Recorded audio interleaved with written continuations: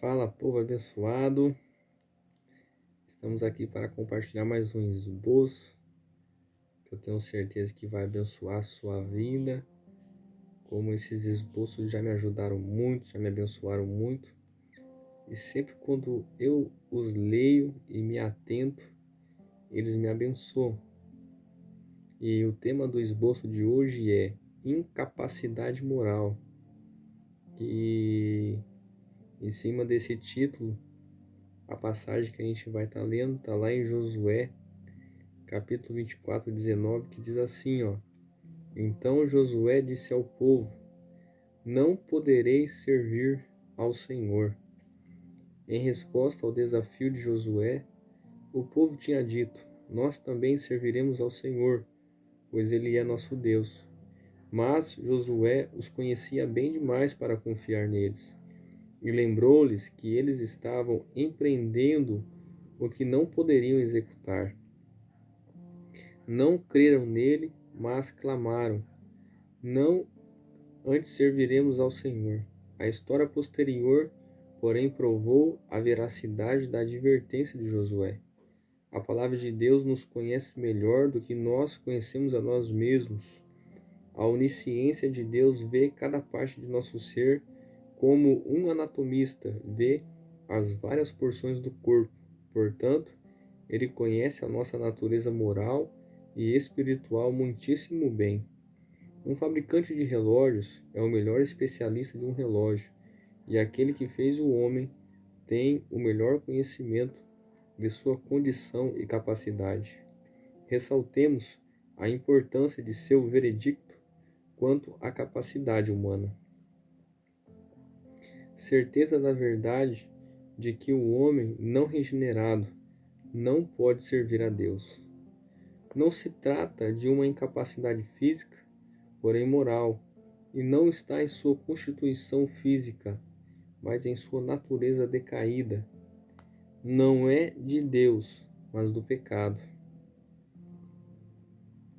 A natureza de Deus presta serviço perfeito, impossível ao homem depravado, conforme o contexto do versículo 19. O melhor serviço que os homens poderiam prestar, como homens não regenerados, careceria de coração e intenção, sendo, portanto, inaceitável, conforme Isaías 1, versículo 15. A lei de Deus é perfeita.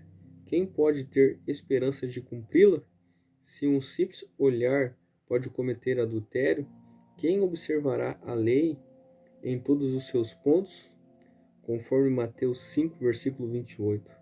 A mente carnal é inclinada para a vontade própria, para a busca de seus próprios interesses, ou seja, o egoísmo, a luxúria, a inimizade, o orgulho e todos os demais males, conforme Romanos 8, versículo 7. O desânimo que brota dessa verdade. Argumenta-se que isso levará os homens ao desespero, mas nossa resposta é que esse tipo de desespero a que a verdade leva os homens é muitíssimo desejável e salutar. Ela tira a coragem dos homens para realizarem uma tarefa impossível. Eles podiam muito bem alimentar a esperança de inventar um moto perpétuo com relação a uma obediência presente e perfeita, que fosse deles mesmos, tendo já cometido pecado.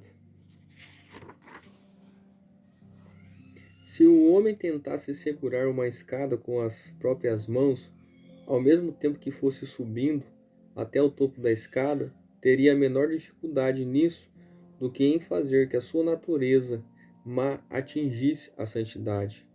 Ela desencoraja a seguir um curso prejudicial.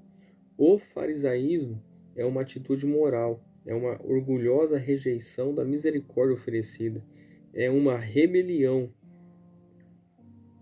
contra a graça. A autoconfiança de qualquer tipo é inimiga do Salvador. Desestimula a confiança nas cerimônias ou em qualquer outra religiosidade exterior, assegurando aos homens que tais coisas são mais do que insuficientes.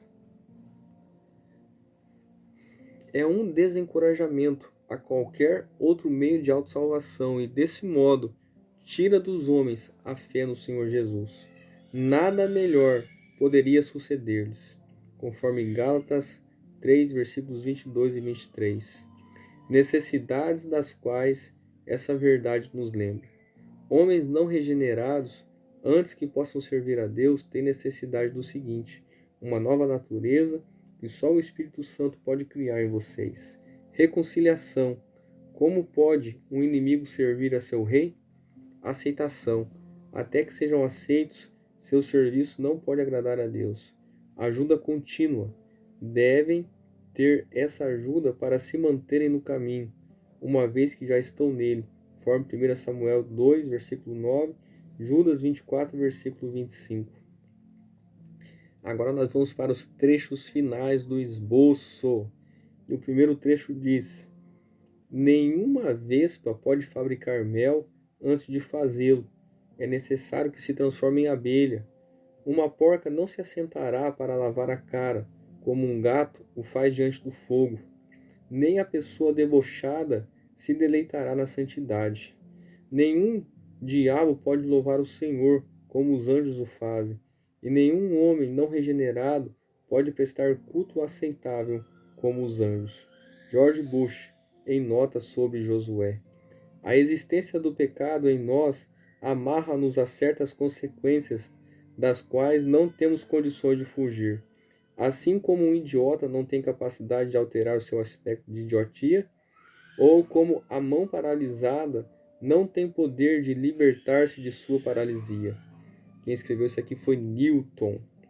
O homem não pode ser salvo por obediência perfeita, pois não pode realizá-la.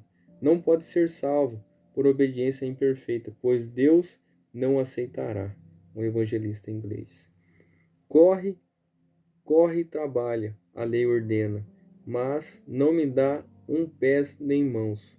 Contudo, sons mais suaves traz o evangelho. Ele me pede para voar e me dá asas. Obrigado, Jesus, pela tua palavra, por mais um esboço.